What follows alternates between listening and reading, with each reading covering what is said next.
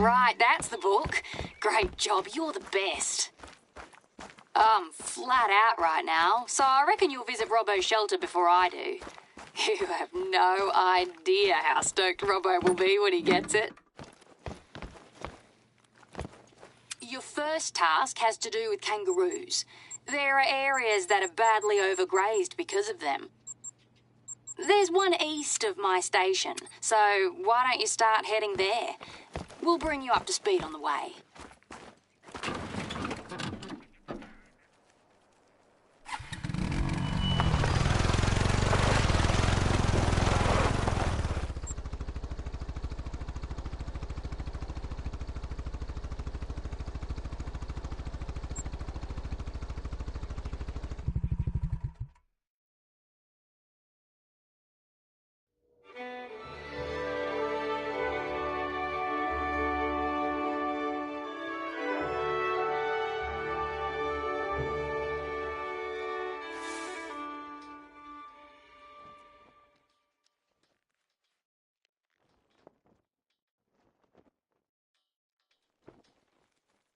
Since I reckon you're not familiar with roos yet, here's a bit of context. Later, we know you can do your own thing. We have the eastern grey kangaroos around here. You'll find them in the outback, of course, but also in grassy bushlands. They're a very important species in Australia, but they don't have a lot of natural predators. So they can easily be in overabundance and cause overgrazing. They can make life heaps harder for other animals and throw the whole ecosystem out of whack. Not to mention the economic impact on our stations. Can't say it's been too good the last couple of years.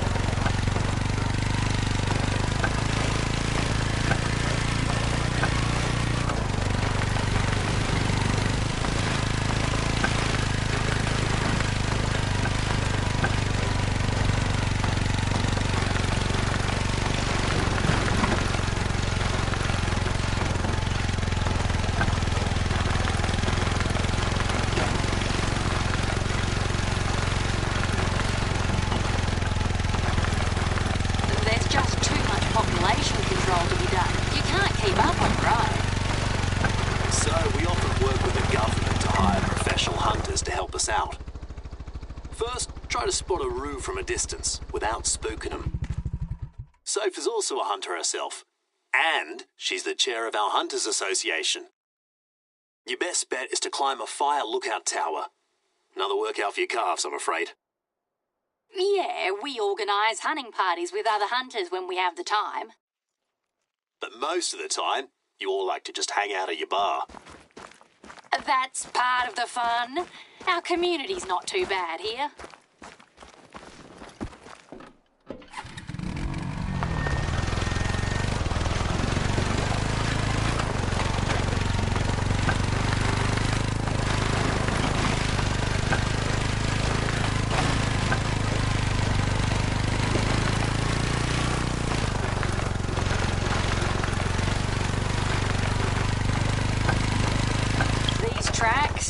You can follow them, but don't forget to also look up and observe what's in front of you.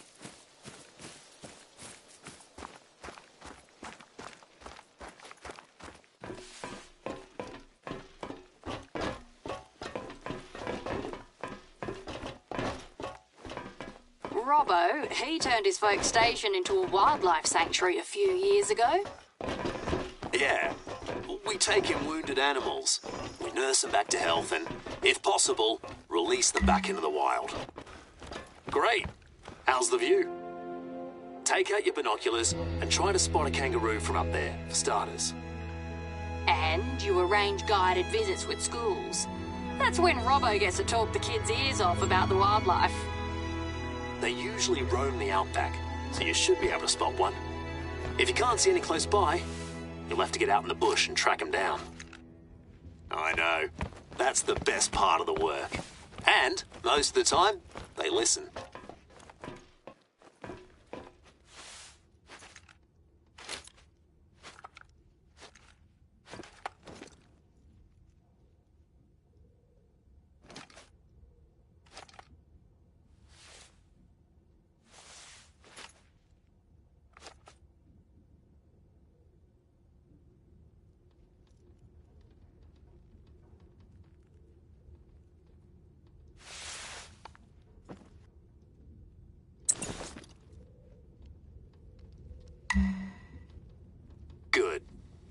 Ain't it beautiful? But before you start, there's a couple of things you need to know about kangaroo shooting. We have strict shooting regulations in Australia. What's legal or not to shoot? What's the right calibre and ammo for each species? Robbo, did you submit the codex entries for our local species? Right, just finished them last night. If you want to know more about the roo or any other animal, it's all in there. Or give us a call. Either way, we know you'll do your due diligence before you plan your next hunt. The roo's mostly what we're known for overseas. That and deadly spiders. And fair enough, it's a very important cultural icon for us. But it's also a fascinating creature. Can be both aggro or skittish. As a marsupial, it displays unique behaviours and movement patterns that you won't find in any other species. Just one example. Don't try disturbing kangaroos at close range, or they'll know how to get rid of you.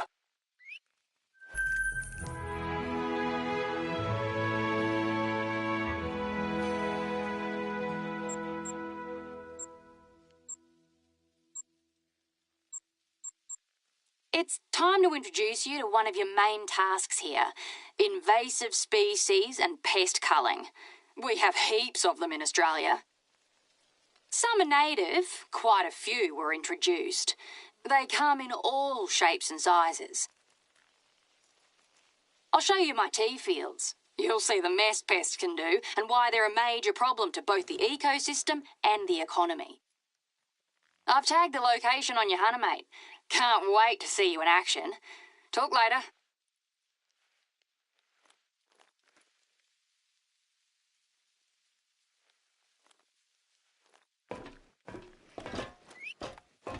Oh, and as agreed, to help you in your task, our Hunters Association is happy to offer you a varmint rifle. You can just go collect it yourself. I've left it at an outpost close to where you're going.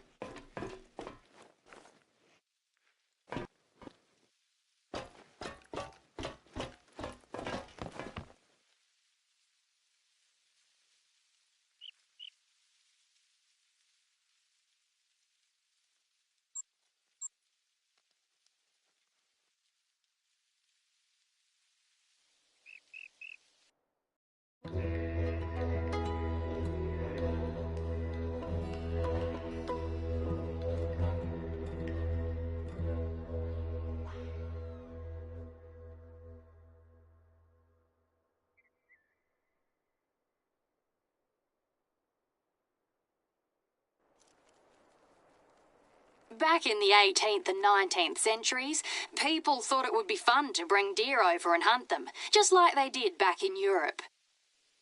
Soon enough, they thrived in their new environment and started competing with native animals. Yeah, within a few generations, deer populations were out of control. And that's just one of the many biodiversity challenges we have. Just in the last decade, we lost tons of threatened species.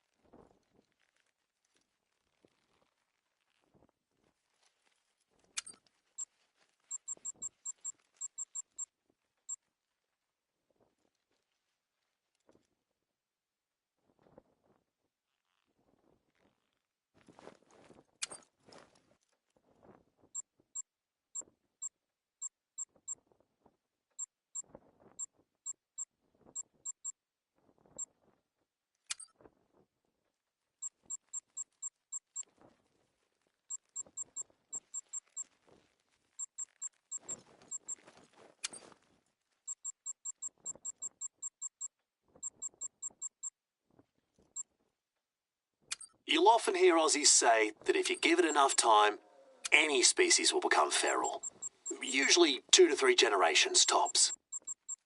Here, you'll find mostly feral pigs and feral goats. Both of them are some of the worst invasive pests in Australia. They destroy everything. We don't talk about them as much as rabbits or feral cats, but we should. The rule of thumb is, if it's feral, it's okay to shoot, because you'll be doing nature a service. They ruin pastures, crops, orchards, not to mention they're also a major road hazard out here in the bush.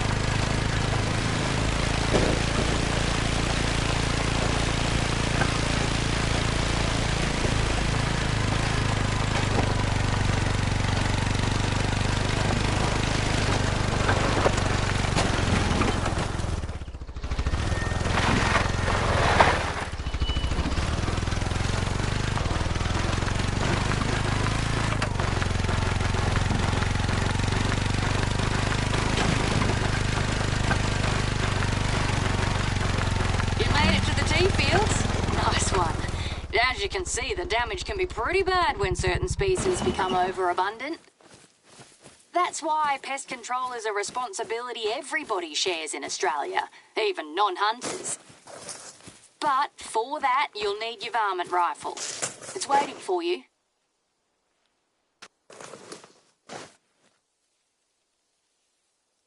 It's the perfect caliber to hunt small to medium animals. The only thing we'll ask is that you take a small target practice test. We want to test our hired hunters' skills and confidence. Even pests need to be shot anyway.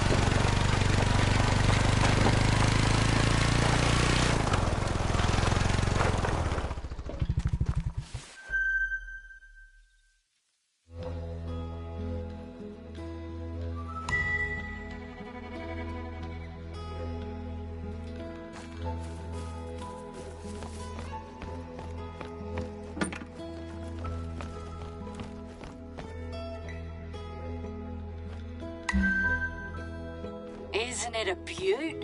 You'll see, it also does the job well. Now, how about a bit of practice? Let's start off nice and easy. See that soft drink can? Shoot it and start getting a feel for your new weapon.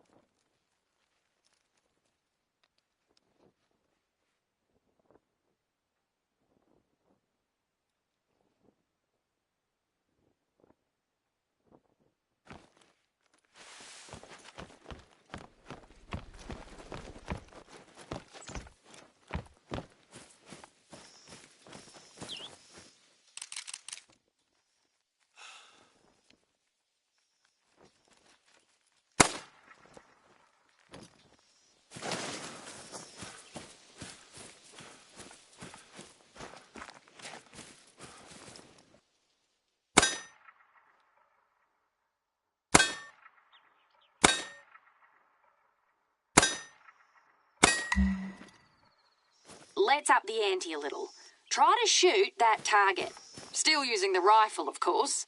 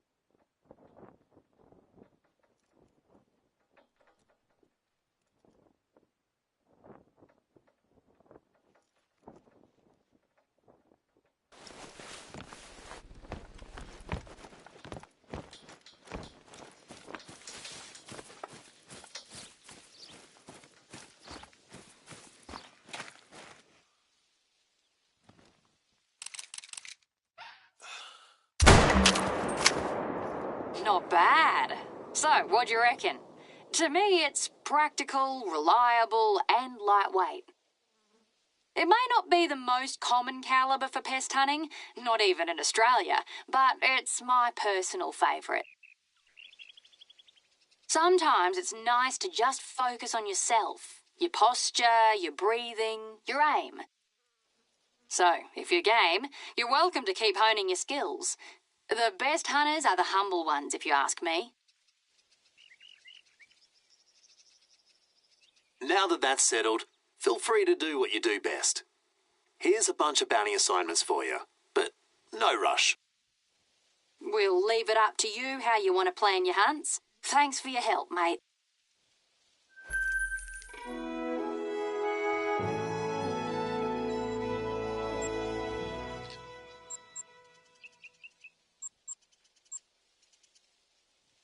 North of the river, it's mostly my property. I can't wait to show you the sanctuary. Wait, Robbo, I've got an idea. How about we take our mate on a little detour? We could introduce you to a fun tidbit of Aussie culture. A folk song called Waltzing Matilda. Ah, yeah. Good idea. Perfect. What have you got in mind, Soph? A billabong. Right, I know which one. Check out that location I've marked. If you're a bit of a history nerd like me, it'll be worth your time.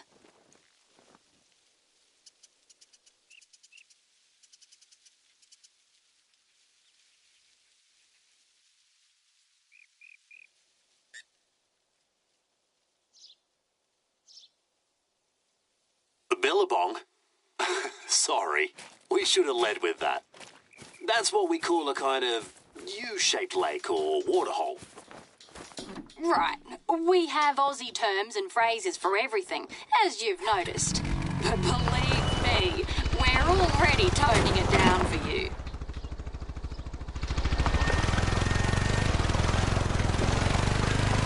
So, what's your plan, Soph? Oh, please tell me you're not going to sing.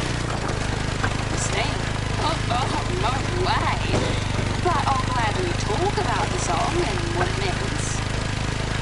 Yeah, I feel better. I wouldn't want to relive another 2012 karaoke debacle.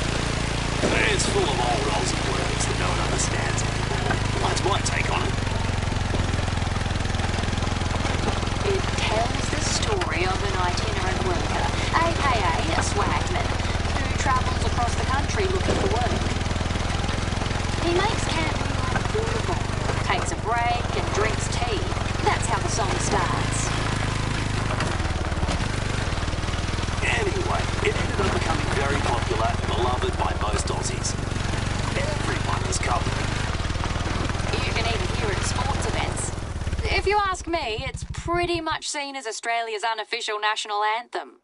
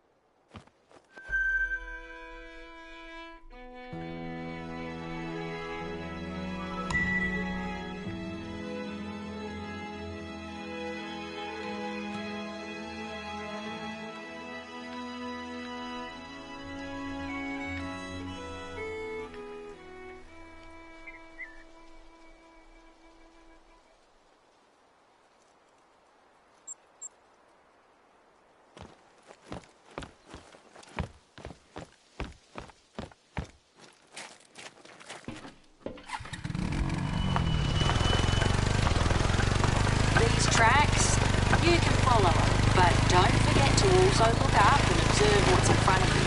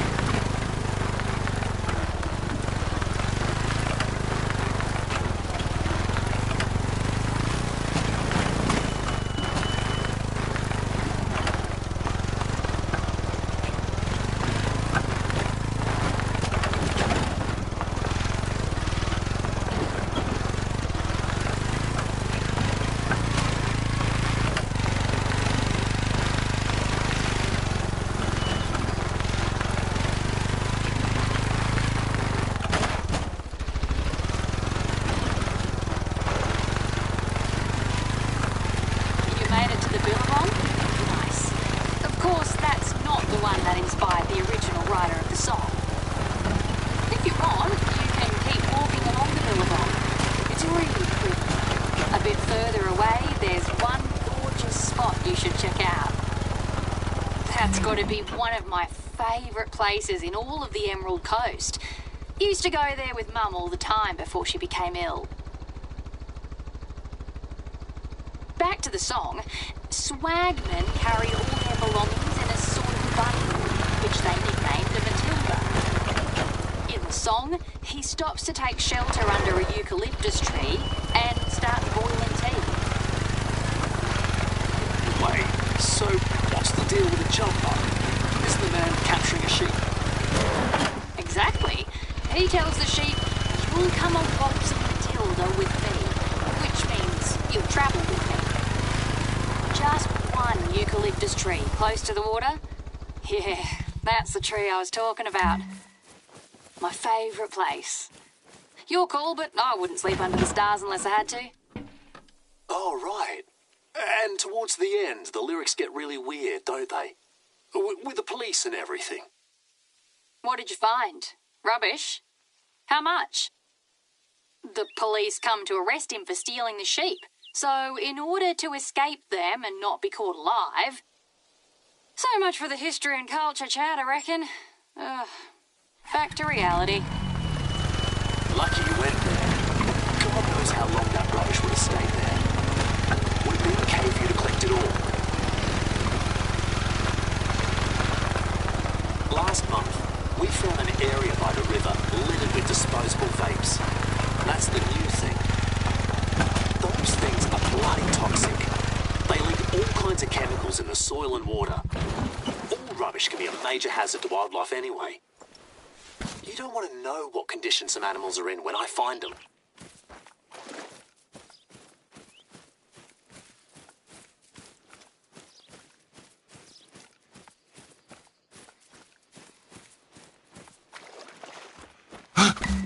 You know what, mate? We're bloody grateful for... What? You got bitten? By a spider? Oh, mate. All right. Don't panic. What did the spider look like? Was it a big black spider or a redback spider? No? Are you absolutely sure? Good. In any case, we need to see a doctor, just to be on the safe side. Sit down and don't move. I'm coming to get you.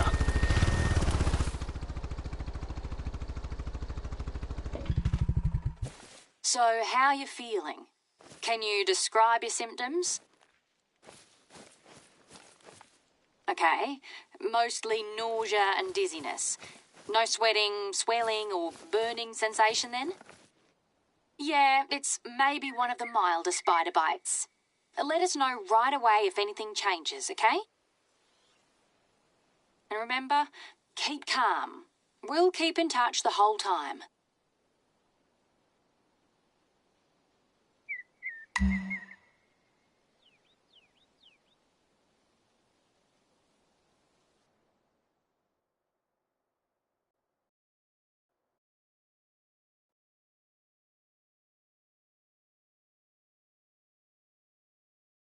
G'day, mate.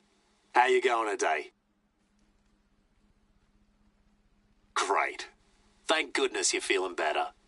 According to the doc, you just had some kind of mild allergic reaction. But she said you have nothing to be worried about. Well, that's a side of Australia we hoped you wouldn't experience. You're at my wildlife sanctuary.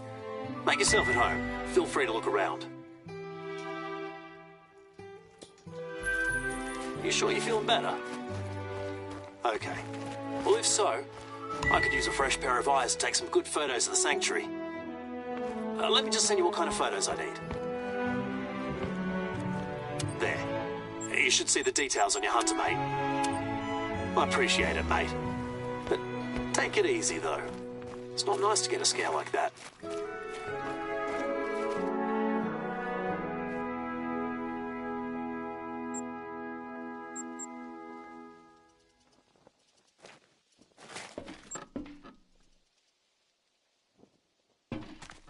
We had a couple of not-so-great years financially.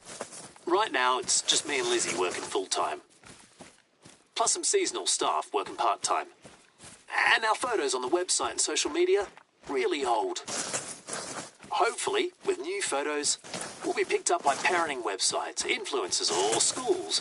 That stuff matters these days.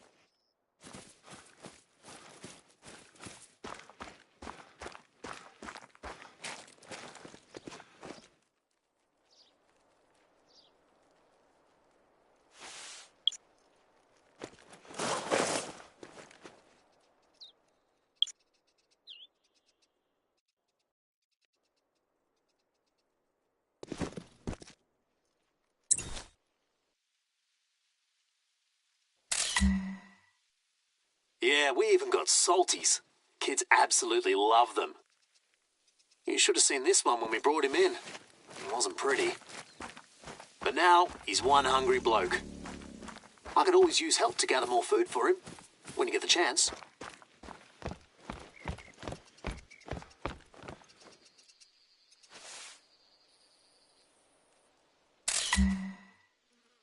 So, how many school visits have you got lined up, Robbo? Oh, I don't know, 5 or 6 next week. Not bad. She'll be right, mate. Oh, I hope so. Oh, one of the visits will be our old kindy. Oh, that's cute. Good luck with all the screaming kids, mate.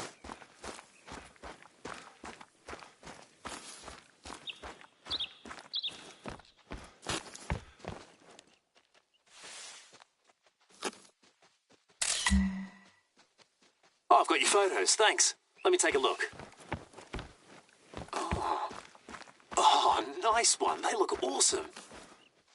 Oh, I'm sure that'll help us reach more people and make them excited about visiting the sanctuary. Even adults are never done learning, and all species deserve compassion and respect. As long as someone out there will listen, I'm happy. That was always what I wanted to do with my life. Hey, while you're still at Robbo's Sanctuary, don't forget to drop off the kangaroo book, you know? Just leave it on the bench near the deer pen or something.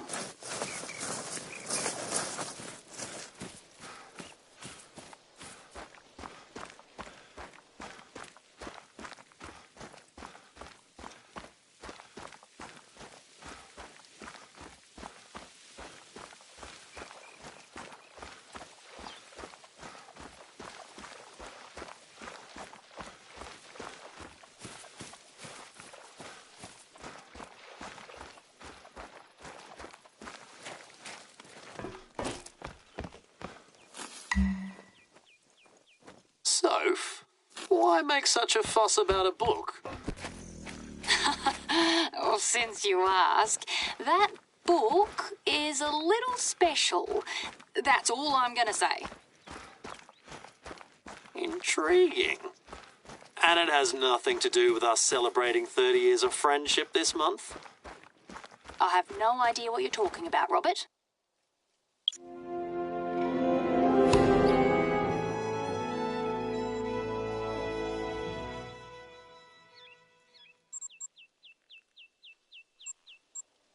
Hey, mate, as a coincidence, I've also got our book for Soph. If it's all right with you, could you please take it with you before you go? I left it on the bench by the lake. You'll see the view is something else.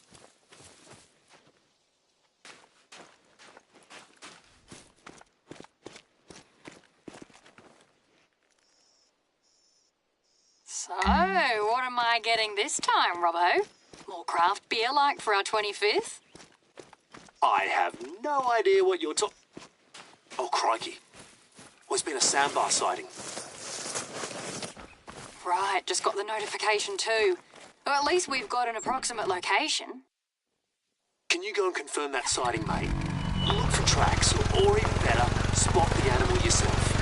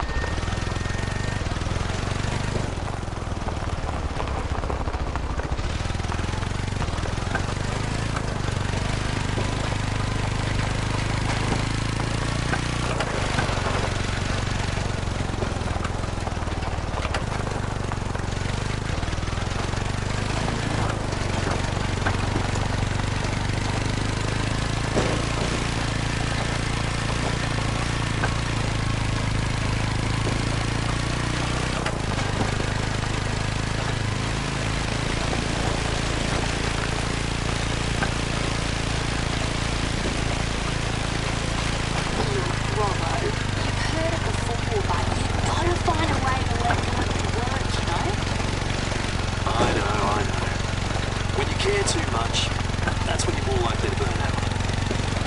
Too true. Especially when you work with the kids like you and me. Yeah. I'm trying to be more realistic. I'm not going to save the ecosystem on my own. Sweet as. Save your energy instead and save some for your